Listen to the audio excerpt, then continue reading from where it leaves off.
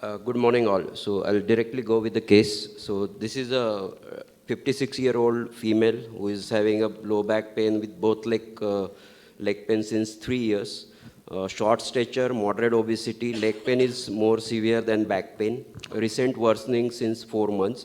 She had a severe left radicular pain. It's kind of a sciatica, and there is a chronic right upper anterior thigh pain. Right now, the prominent complaint which she has got is severe left radiculopathy, and that's why she had come to us. Her walking is less than 5 to 10 minutes, sitting tolerance is less than 15 to 20 minutes. Bilateral SLR is free, no neurodeficit. There is unequal lumbar flanks due to scoliosis. We'll come to the x-rays. She's got osteoporosis also. So these are the x-rays. So frankly, the problem is she's got a degenerative scoliosis with acute angulation at L2-3 level. She's got a L5-S1 lytic listhesis with instability. On further questioning, she definitely has got a significant back pain and a leg problem, which is limiting her daily routine activities for quite a few years. But right now, she's got a very severe left radicular pain, and that's why she came to us for addressing that issue.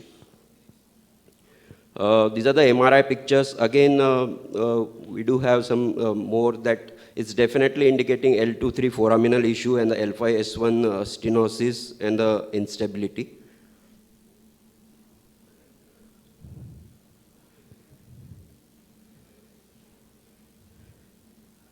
So I think the problem that needs to be addressed, or maybe isolated problem we can address, definitely the L5-S1 is a major concern. It's a lytic listhesis with instability with the sciatica, and that is why the patient has come to us primarily. She's got a degenerative scoliosis, L1 to L2, acute angulation, L2-3. She does have L2-3 foraminal stenosis with the thigh pain, which is all, it's there, and she's just, tolerating that pain for quite a few years. So can I ask a question? My question for the panelists, we've been talking about obesity.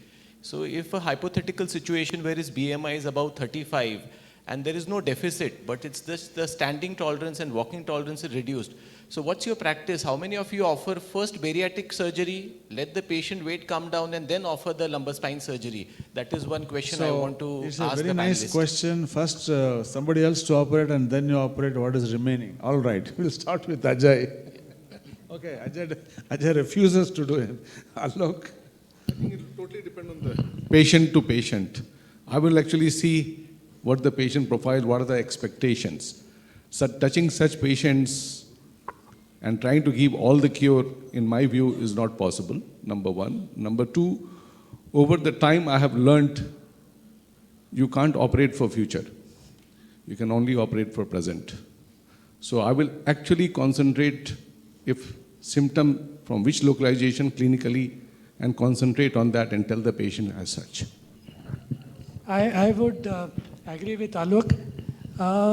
In my book, I will first give a root block at L5-S1. So actually, that was already done, and she definitely has got L5-S1 is a definite problem. Yeah. So her present problem is because main problem is radiculopathy. Yes. Yeah, which is acute problem. She's kind of post-COVID. She has no walking, nothing. So she has become disabled. The root block has given her a proper relief, temporarily, of course. Temporary, 2 to 3 weeks. I would operate only at L5-S1. Ask her to improve her physical condition, reduce weight, build up her bones, and then assess afterwards. Sir, your philosophical thoughts on bariatric surgery first and then spine surgery, or spine surgery first and then she starts walking and she reduces her weight?